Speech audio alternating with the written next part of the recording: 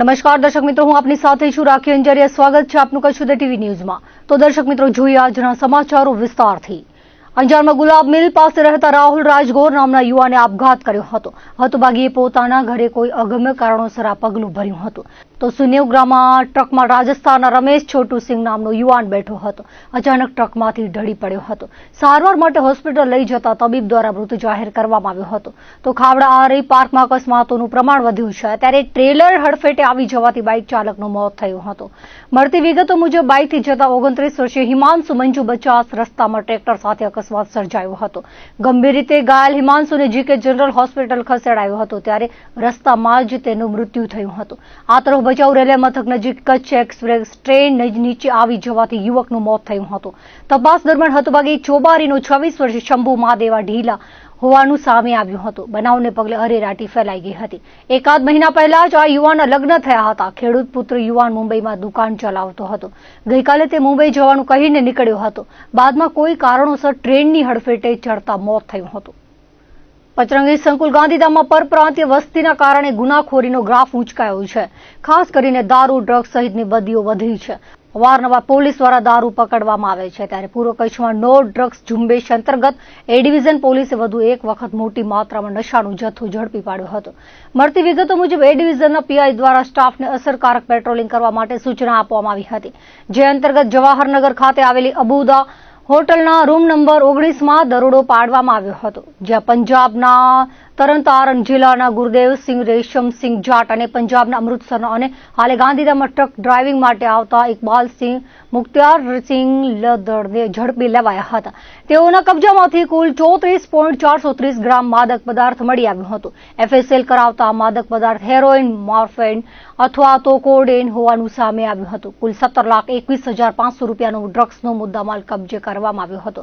આ સાથે પૂછપરછમાં સામે આવ્યું કે તરણતારણ જિલ્લાનો ગુરદેવસિંહ માલ લઈને આવ્યો હતો અને ઇકબાલ સ્થાનિકે ગ્રાહક ગોતવાની વેતરણમાં હતો, ત્યારે જ આરોપીને ઝડપી લેવામાં આવ્યા હતા. પોલીસે આરોપીઓએ ખેપ કરી છે કે કેમ તે સહિતની દિશામાં તપાસ શરૂ કરી છે. આ કામગીરીમાં પીએસઆઈ અને ડી સ્ટાફ જોડાયો હતો. ભુજ ભચાઉ હાઈવે રોડ પર શેખપીર 3 રસ્તા પાસે એસઓજી વાહન ચેકિંગમાં હતી, ત્યારે કારમાંથી ગાંજા સાથે 2 યુવકને ઝડપી લેવામાં આવ્યા હતા. ભચાઉથી ભુજ તરફ આવતી હોન્ડાઈ કારને ઊભી રખાવી કારમાં તપાસ કરાઈ હતી, ત્યારે તેમાંથી 3.825 કિલો ગાંજો મળી આવ્યો હતો. 38,250ના ગાંજા સાથે ભુજના સંસ્કારનગરમાં રહેતા હેત સોમપુરી ગુસાઈ અને ગણેશનગરના ઓમગીરી અરવિંદગીરી ગોસ્વામીને અટક કરવામાં આવી હતી. કાર સહિત 2,74,650 રૂપિયાનો મુદ્દામાલ કબજે કરાયો હતો. એસઓજી દ્વારા પદ્ધર પોલીસમાં ગુનો દાખલ કરાવાયો હતો. રાપર તાલુકાના ખટલાવાંડ ગામે બાવળોની ઝાડીમાં છુપાવેલ અને કટિંગ થતો દારૂ ઝડપી લેવામાં આવ્યો હતો. ગાગોદર પોલીસ દ્વારા દરોડો પાડવામાં આવ્યો હતો, જેમાં રાજસ્થાનથી આવેલો મોંઘેરો શરાબ પકડાયો હતો. અલબત્ત આરોપીઓ ભાગી જવામાં સફળ રહ્યા હતા. એક માલ મંગાવનાર આરોપી પકડાયો હતો. મળતી વિગતો મુજબ અંજારના દબડા વિસ્તારમાં રહેતા અને મૂળ કીડિયાનગરના હિતેન્દ્રસિંહ ઉર્ફે હિતુભા જોરુભા વાઘેલાએ ગાંધીધામના ભારતનગરમાં રહેતા ઓમદાન ગઢવી સાથે મળીને રાજસ્થાનથી પકારામ પાસેથી દારૂ મંગાવ્યો હતો. ટ્રકમાં દારૂ આવ્યો હતો. ખટલાવાંડમાં માલ કટિંગ થતો હતો, ત્યારે અંજારનો વિજય ઠાકોર પિકઅપ ડાલો લઈને આવ્યો હતો. માલની હેરાફેરી કરવામાં આવતી હતી, ત્યારે કીડિયાનગરના નિલેશ ઉર્ફે કાગો પ્રભુભાઈ અને અશ્વિન ડાંગરને પોલીસનું ધ્યાન રાખવા માટે જણાવાયું હતું.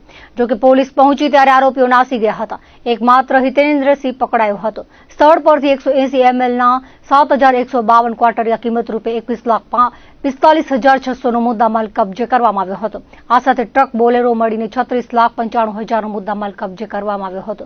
આરોપીઓ સામે ગાગોદર પોલીસ સ્ટેશનમાં ગુનો દાખલ કરવામાં આવ્યો છે, જેની આગળની તપાસ એલસીબી દ્વારા હાથ ધરવામાં આવી છે. ગાંધીધામ જીઆઈડીસી વિસ્તારમાં કન્ટેનરમાંથી મગફળી ચોરાઈ હતી. બી ડિવિઝન પોલીસમાંથી મળતી વિગતો મુજબ તેમને ટ્રાન્સપોર્ટના ડ્રાઈવર એવા આરોપીએ ટ્રેલરમાં લગાવેલ કન્ટેનરમાં મગફળી ભરી હતી. 25 કિલોની એક એવી 1,040 બોરી ભરવામાં આવી હતી. આ મગફળી રાજકોટથી મુન્દ્રા લઈ જવાની હતી. જોકે તેમાંથી 290 બોરી કિંમત રૂપે 5,69,107નો મુદ્દામાલ રસ્તામાં સગે વગે કરવામાં આવ્યો હતો, જેથી રાજસ્થાનના તિલોકસિંહ પૂનમસિંહ સામે ફરિયાદ દાખલ કરવામાં આવી હતી. ભારતના પ્રથમ ઉપરાષ્ટ્રપતિ ડોક્ટર સર્વપલ્લી રાધાકૃષ્ણનની જન્મજયંતિ 5મી સપ્ટેમ્બર દર વર્ષે શિક્ષક દિન તરીકે ઉજવાય છે. ગુરુજનોને આદર આપવા માટે દર વર્ષે 5મી સપ્ટેમ્બરના ટીચર્સ ડે ઉજવવામાં આવે છે. આ દિવસે તમામ શૈક્ષણિક સંસ્થાઓના વિદ્યાર્થી તેમના ગુરુજનો પ્રત્યે કૃતજ્ઞતા અને આદર દર્શાવે છે. સમાજના વિકાસમાં યોગદાન માટે આ દિવસે ગુરુજનોનું સન્માન કરવામાં આવે છે. દર વર્ષે આ દિવસે રાષ્ટ્રીય કક્ષાથી માંડી તાલુકા કક્ષા સુધીના શ્રેષ્ઠ શિક્ષકોને એવોર્ડથી સન્માનિત કરવામાં આવે છે. આ વર્ષે સરહદી કચ્છ જિલ્લામાંથી રાજ્ય, જિલ્લા અને તાલુકા કક્ષાના શ્રેષ્ઠ શિક્ષકોની પસંદગીની પ્રક્રિયા પૂર્ણતાના આરે પહોંચી છે. આજે જિલ્લા મથક ભુજમાં જિલ્લા શિક્ષણ કચેરી ખાતે તાલુકા કક્ષાના 18, જિલ્લા કક્ષાના 13 અને રાજ્ય કક્ષાએ શ્રેષ્ઠ શિક્ષક તરીકે પસંદગી પાત્ર શિક્ષકોના ઇન્ટરવ્યુ લેવામાં આવ્યા હતા. ભુજની જિલ્લા શિક્ષણ કચેરી ખાતે આજે પસંદગી સમિતિ દ્વારા 38 જેટલા પસંદગી પાત્ર શિક્ષકોના ઇન્ટરવ્યુ લેવામાં આવ્યા હતા. પસંદગી સમિતિના કન્વીનર જિલ્લા શિક્ષણ અધિકારી સંજયભાઈ પરમાર સાથે પ્રાથમિક શિક્ષણ અધિકારી, જિલ્લા તાલીમ ભવનના પ્રાચાર્ય, એક કેળવણીકાર અને એક એવોર્ડ વિજેતા શિક્ષકની સમિતિ દ્વારા શ્રેષ્ઠ શિક્ષકોના ઇન્ટરવ્યુ લેવાયા હતા. તે પૂર્વે તાલુકા કક્ષાની ટીમ દ્વારા તાલુકા, જિલ્લા કે રાજ્ય કક્ષાના શ્રેષ્ઠ શિક્ષક એવોર્ડ માટે પસંદગી પાત્ર શિક્ષકોની કામગીરીનું મૂલ્યાંકન કરવામાં આવ્યું હતું.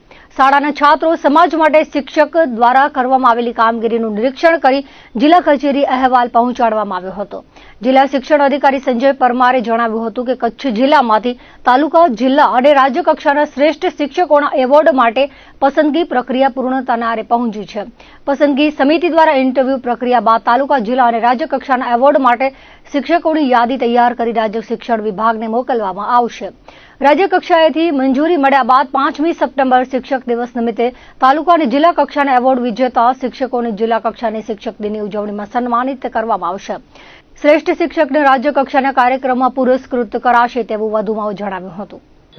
રાજ્યના શિક્ષણ વિભાગ તરફથી દર વર્ષે રાજ્યના શ્રેષ્ઠ એવોર્ડ, જિલ્લાના શ્રેષ્ઠ એવોર્ડ અને તાલુકા કક્ષાના શ્રેષ્ઠ શિક્ષકોના એવોર્ડ અપાતા હોય છે 5મી સપ્ટેમ્બરના રોજ. એની પસંદગી જિલ્લા કક્ષાની અમારી કમિટી, જેના અંદર હું પોતે કન્વીનર તરીકે, જિલ્લા પ્રાથમિક શિક્ષણ અધિકારી, પ્રાચાર્ય, જિલ્લા શિક્ષણ તાલીમ ભવન, અમારા એક કેળવણીકાર અને એવોર્ડ વિજેતા ટીચર, એ 5 જણની અમારી કમિટી હોય છે.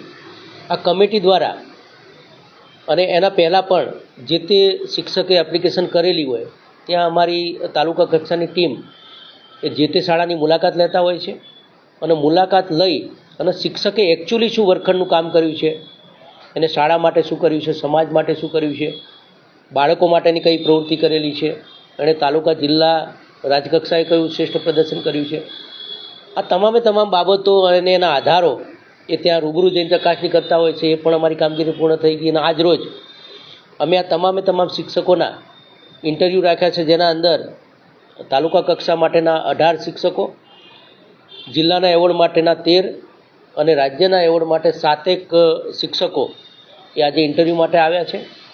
અને અમારી કમિટી દ્વારા આ ઇન્ટરવ્યૂ અને કામગીરી ચાલુ છે.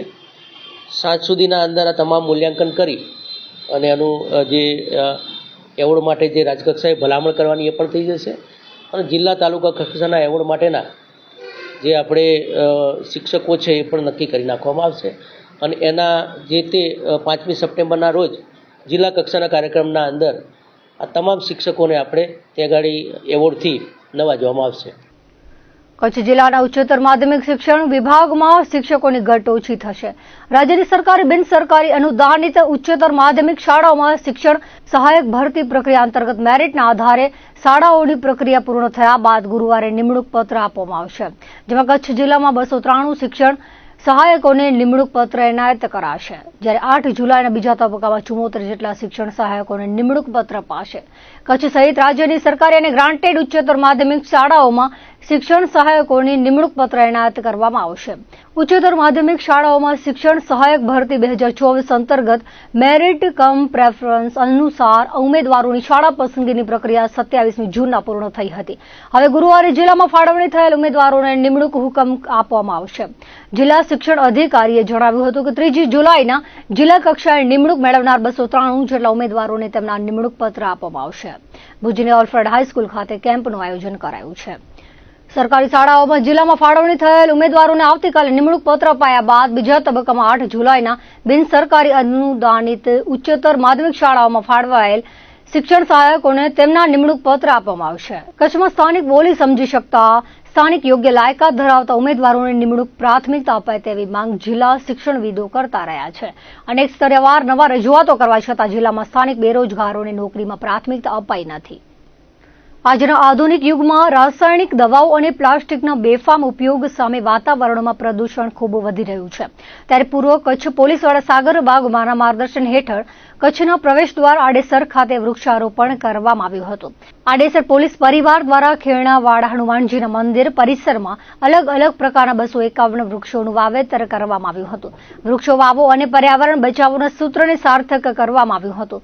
વન વિભાગના રાપર વિસ્તરણ રેન્જના સહિયારા પ્રયાસોથી વૃક્ષારોપણનો કાર્યક્રમ યોજાયો હતો, જેમાં આડેસર પીઆઈ તેમજ સ્ટાફના કર્મચારીઓ જોડાયા હતા. આમ આડેસર પોલીસ દ્વારા વાતાવરણ સામે રક્ષણ મળી રહે તેવા ઉમદા કાર્યથી લોકોમાં આનંદની લાગણી ફેલાઈ હતી.